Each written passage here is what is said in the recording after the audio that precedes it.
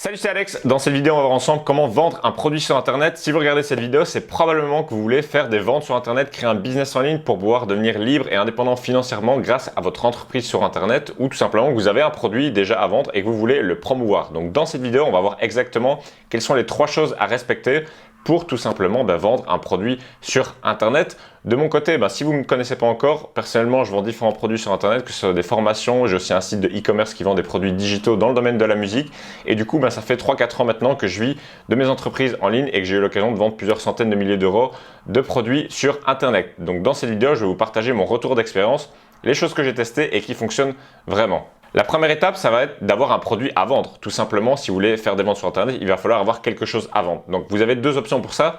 La première chose, ça va être d'avoir un produit physique, un produit de type e-commerce, où vous allez comme ça sourcer chez un fournisseur un produit et le revendre au consommateur en faisant une marge de bénéfice sur votre produit. Si vous voulez partir dans ce type de produit, il faut regarder un petit peu qu'est-ce qui se vend déjà dans la thématique que vous voulez choisir. Essayez de choisir une thématique qui vous intéresse, un marché que vous comprenez, peut-être une de vos passions. Par exemple, moi, je suis passionné de musique, je suis producteur de musique et donc j'ai créé un site où je vends des produits dans le domaine de la musique. Peut-être que vous, votre passion, c'est le cyclisme, c'est peut-être la pâtisserie, bref, essayez de voir un petit peu des sujets qui vous intéressent, que vous connaissez et comme ça, vous pourrez savoir exactement qu'est-ce que les personnes dans ce marché-là ont envie d'acheter, qu'est-ce qu'elles achètent déjà. Peut-être regarder sur Amazon les produits qui se vendent déjà dans votre thématique.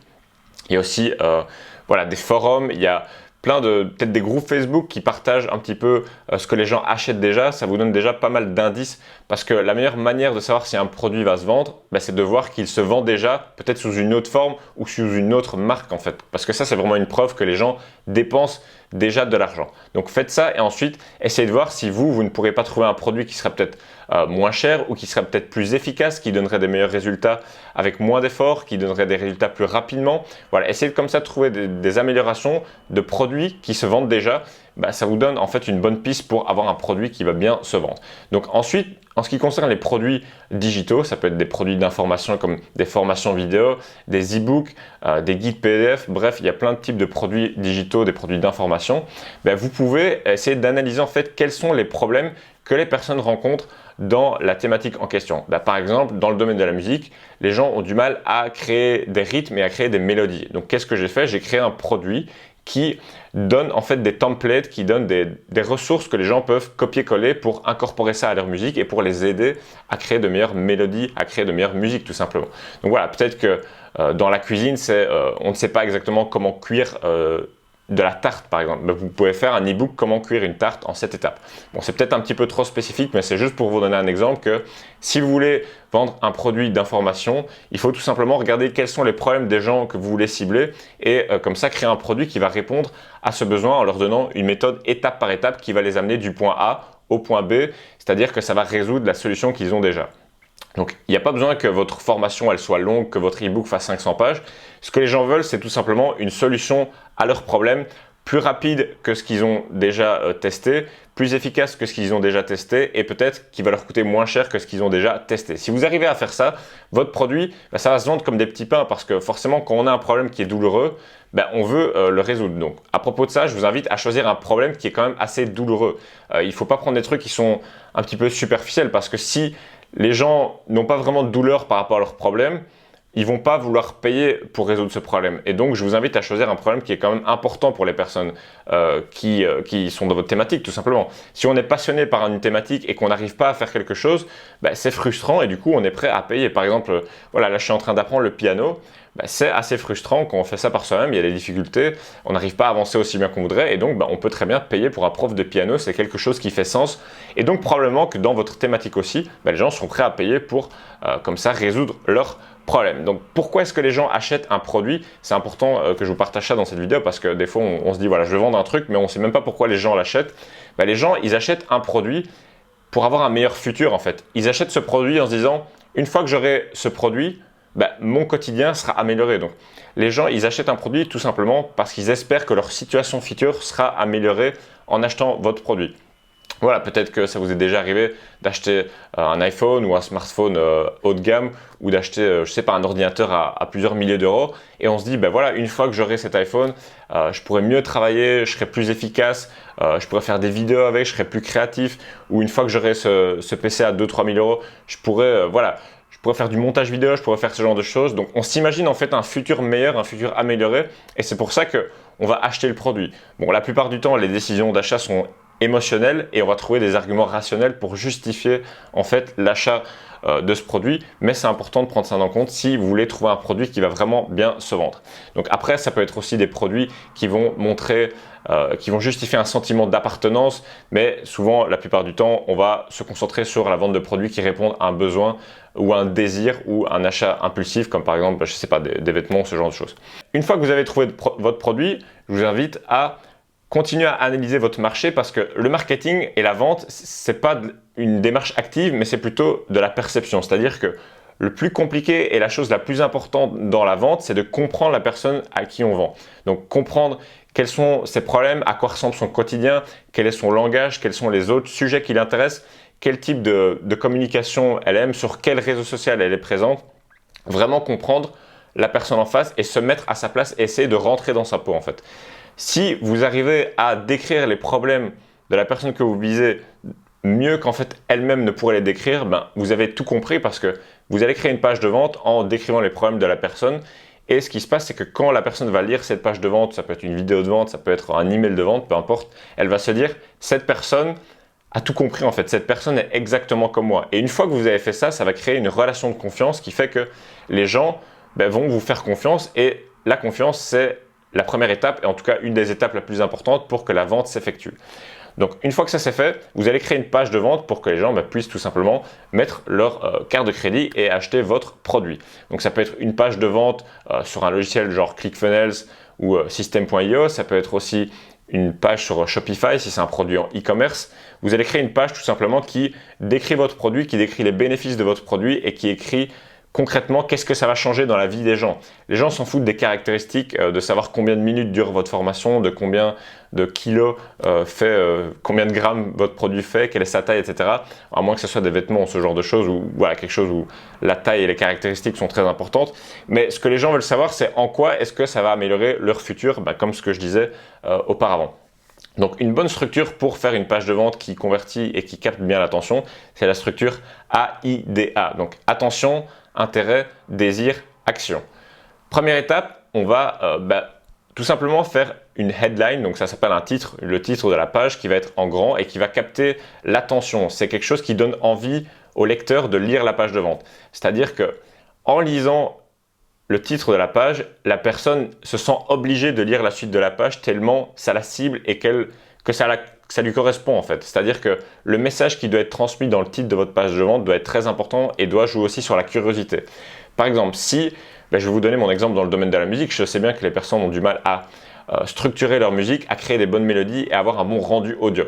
Donc un bon titre de page de vente, si j'ai un produit qui répond à ça, ça peut être les 7 étapes pour avoir un bon rendu audio, bien structurer ses productions en partant de zéro. Là, les gens se disent « Ah c'est exactement ce que je veux faire, il y a 7 étapes, ça a l'air ordonné et en plus, en partant de zéro, moi je suis débutant, etc. Voilà, ça va bien me correspondre. » Donc, c'est pour ça que c'est très important en fait au préalable de bien analyser la personne à qui on veut s'adresser parce que ça nous permettra d'ensuite écrire une page de vente qui correspond à la personne en face. C'est-à-dire que si vous faites de la cuisine, vous arrivez sur la page de vente où je dis les 7 étapes pour créer une mélodie, vous allez vous dire c'est pas pour moi. Donc c'est pour ça que c'est important de faire ça. Une fois que vous avez capté l'attention avec un titre ou peut-être un premier paragraphe qui est assez accrocheur, il va falloir susciter de l'intérêt chez les personnes qui lisent votre page de vente ou qui regardent votre vidéo de vente. Comment on fait pour susciter de l'intérêt? Il va falloir que on parle aux personnes de leurs problèmes, c'est-à-dire que à quoi les gens s'intéressent le plus, c'est à eux-mêmes en fait, et on est tous comme ça, tout simplement parce que c'est ça qui permet de s'améliorer. On se dit voilà, je veux telle chose, en quoi est-ce que ça va me servir à moi, etc., etc. Je ne veux pas dire que c'est mal ou que c'est bien, peu importe. Ce qui est important de prendre en compte, c'est que c'est comme ça, et du coup, nous, on va jouer sur ça pour susciter de l'intérêt chez les gens. C'est-à-dire que on va leur parler de leurs problèmes, on va leur dire voilà, est-ce que vous avez déjà eu tel ou tel problème? Est-ce que vous en avez pas marre de faire telle ou telle chose? Est-ce que vous en avez pas marre d'avoir des mélodies qui sonnent mal, des musiques qui ne sont pas bien construites et que ça vous empêche d'avancer dans votre passion? Donc je vous fais un petit peu l'exemple en parallèle par rapport à moi dans le domaine de la musique parce que c'est un marché que je connais très bien. Et une fois que les gens lisent ou voient voilà, cette vidéo, ça suscite de l'intérêt. En fait, on se dit, bah oui, je suis intéressé par ça parce que moi j'ai tel problème, donc ça me correspond. La troisième étape, ça va être de susciter le désir. Donc ça va être de démontrer les bénéfices du produit, ça va être de montrer qu'est-ce que ce produit va tout simplement changer chez eux.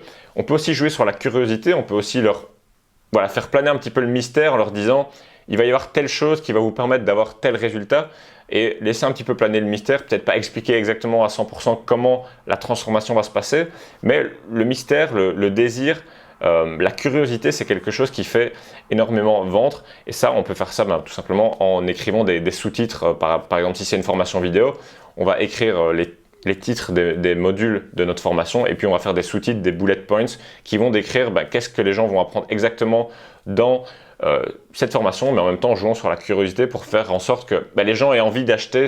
La curiosité, en fait, ça donne envie d'acheter. C'est comme une miniature sur YouTube. Le but de la miniature YouTube, c'est qu'on a envie de cliquer et donc souvent, on va avoir des gens qui vont jouer sur la curiosité, genre ils vont flouter un objet ou ils vont mettre une flèche en rouge où on voit pas bien parce qu'on se dit ouais, c'est quoi ça, j'ai envie de cliquer. Donc c'est un peu comme le titre d'une vidéo YouTube, souvent on va faire en sorte qu'il y ait une certaine curiosité. Par exemple, on pourrait dire voilà les 7 étapes pour vendre un produit sur internet. On va se dire ah, c'est quoi les 7 étapes, j'ai envie de savoir et donc on va cliquer pour savoir plus. Donc le désir, ça va être ça. Donc bien faire en sorte de démontrer qu'est-ce que ça va changer pour les personnes et de leur montrer voilà quels résultats ils vont avoir en achetant le produit, qu'est-ce que ça va changer dans leur vie, comment est-ce que leur vie va être changée concrètement dans la manière dont ils vont peut-être exercer leur passion, dans leur quotidien, qu'est-ce que ça va changer concrètement dans leur vie. C'est important aussi d'expliquer un petit peu comment le produit fonctionne. Voilà, on peut dire c'est une formation vidéo, c'est un produit physique, peu importe, ça c'est à vous de voir. Et ensuite, ce qui va se passer, c'est qu'on va faire un appel à l'action. L'appel à l'action, ça va être de dire tout simplement si vous voulez avoir tel résultat, si vous voulez ça, achetez le produit maintenant. Vous pouvez aussi donner une raison pour laquelle les gens devraient acheter maintenant. Peut-être que vous faites une promotion ou peut-être qu'il y a une offre spéciale avec un tarif avantageux pendant une durée de temps limitée. C'est toujours intéressant d'avoir de l'urgence et de la rareté sur des produits. Peut-être que vous avez un stock limité si vous vendez des produits physiques. Bref, n'hésitez pas à mettre ça en avant parce que ça va motiver les gens à passer à l'action. Parce que vous comme moi, ça vous est déjà arrivé de voir un produit ou quelque chose en ligne et se dire voilà, j'aimerais bien acheter ce truc-là. Et puis, je sais pas, on oublie totalement, on va faire un truc, on va marcher et puis on va se prendre un café, on oublie totalement et puis on n'achète jamais ce produit. Donc c'est important de mettre de l'urgence parce que ça permet en sorte de faire aux gens qui vont passer à l'action et acheter votre produit. La troisième étape, ça va être de promouvoir le produit. Parce que c'est bien beau, maintenant vous avez un produit, vous avez une page de vente, mais il n'y a probablement personne sur votre site internet qui va acheter votre produit du jour au lendemain, tout simplement parce que voilà, vous n'avez pas de trafic. Donc vous avez plusieurs méthodes pour faire ça. La première méthode, ça va être d'utiliser du trafic organique et c'est ce que je recommande tout simplement si vous démarrez et que vous n'avez pas encore fait de vente. Le trafic organique, c'est le trafic gratuit qu'on peut trouver sur les réseaux sociaux, sur Google, sur YouTube, sur Instagram, sur Facebook, etc., etc. Comment on va avoir du trafic organique? En créant du contenu. Donc on va créer du contenu qui va parler aux personnes qu'on essaie d'attirer. Par exemple, dans mon cas, dans le domaine de la musique, ce que j'ai fait quand j'ai créé mes premières formations dans la musique, c'est que j'ai créé une vidéo sur YouTube chaque jour pendant presque un an. Donc je ne vous recommande pas forcément de faire une vidéo par jour, mais si vous voulez développer une audience, il faut quand même être régulier et donc je vous invite à créer du contenu de manière régulière basé sur des mots-clés, sur des mots que les gens de votre thématique recherchent, qui vont faire en sorte d'attirer à vous des personnes qui ont déjà un problème, qui veulent résoudre ce problème et ensuite elles vont tomber sur vos contenus. C'est-à-dire que sur ma chaîne YouTube, j'ai fait plusieurs vidéos du style comment créer une mélodie, comment structurer ses musiques, comment améliorer son rendu audio. Il faut savoir que les vidéos sur YouTube vont être référencées sur Google. Donc à chaque fois que quelqu'un tape sur Google ou sur YouTube comment créer une mélodie, comment créer une instrumentale, ils vont tomber sur mes vidéos.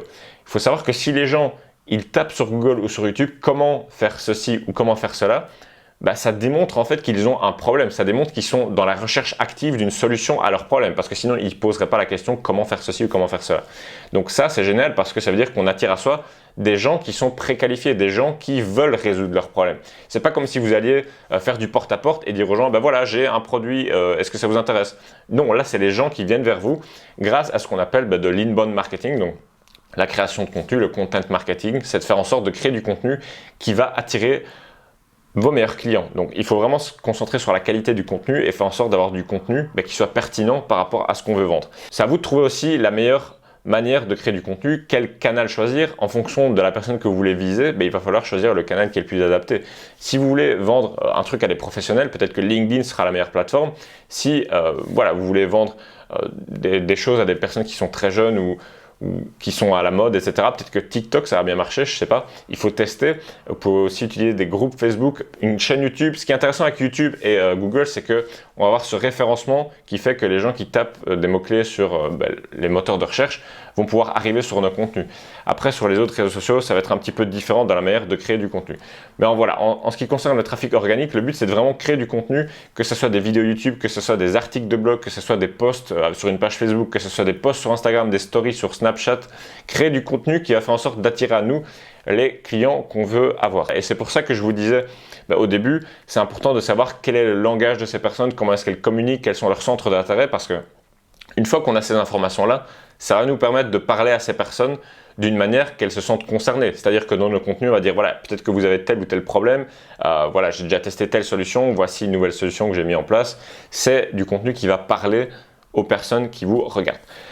Une autre manière de promouvoir son produit, ça va être d'utiliser du trafic payant. Je vous invite à utiliser cette source de trafic si vous avez déjà fait des ventes avec votre produit ou si vous avez de l'expérience. Mais dans tous les cas, moi je préfère tester un nouveau produit avec du trafic organique parce qu'on n'est jamais vraiment sûr à 100% qu'un produit va se vendre avant d'avoir l'argent sur son compte en banque. Et ça serait dommage de dépenser des milliers d'euros en publicité alors qu'en fait le produit ne se vend pas, ne correspond pas au marché qu'on essaie de viser. Donc en termes de trafic payant, vous pouvez utiliser de la publicité sur Facebook en basant des audiences basées sur des intérêts, c'est-à-dire que moi, si je vends des trucs dans le domaine de la musique, je vais mettre des intérêts de personnes qui sont intéressées par des logiciels de musique ou par des producteurs de musique qui sont assez connus, ce genre de choses. Ensuite, on peut utiliser de la publicité sur Google Ads, donc sur des mots-clés, par exemple, si moi c'est comment créer une mélodie ou comment faire une instrumentale, je peux très bien faire une pub Google AdWords où je cible les mots-clés, tout simplement comment créer une instru, comment produire de la musique. Vous pouvez aussi faire de la publicité YouTube en targetant comme ça des intérêts de personnes qui sont intéressées dans votre thématique. Et une autre chose qui peut être aussi intéressant, ça va être d'utiliser des influenceurs. Donc, est-ce qu'il n'y a pas dans votre thématique des personnes qui ont déjà beaucoup d'influence, qui ont déjà beaucoup d'audience? Ça peut être des influenceurs sur YouTube, ça peut être des influenceurs sur Instagram, sur TikTok, ça dépend vraiment de votre thématique, même peut-être sur LinkedIn. Et ça vaut la peine. Si vous avez un produit physique, dans la plupart du temps, ça va être plus simple à vendre avec des influenceurs. Tout simplement de faire un partenariat et de donner ce produit à ces influenceurs, de les payer pour qu'ils fassent la promotion de votre produit avec une offre à durée limitée, une offre spéciale, un code de réduction spéciale pour l'influenceur. Bon, c'est quelque chose qui se fait assez souvent, vous avez probablement déjà dû voir ça. Donc voilà, c'est un petit peu les différentes méthodes de promouvoir le produit sur Internet. Je pourrais en parler pendant des heures, j'ai eu l'occasion de trouver plusieurs milliers de clients sur Internet. Et du coup, si vous voulez en savoir plus sur comment vendre un produit sur Internet pour développer votre business en ligne, gagner votre indépendance financière, être votre propre patron, je vous ai préparé une formation en ligne totalement offerte où je vous explique exactement de A à Z comment créer un produit, comment vendre un produit, comment créer une page de vente qui vend vos produits en automatique, comment promouvoir vos produits sur Internet et bien plus encore. Le lien se trouve dans la description, c'est le premier lien et vous pouvez accéder à cette formation offerte. C'est totalement gratuit, il n'y a rien, il y a juste à mettre votre email et je vous envoie ça gratuitement. Ça sera tout pour cette vidéo. Je vous dis à très bientôt pour la prochaine. Ciao, ciao.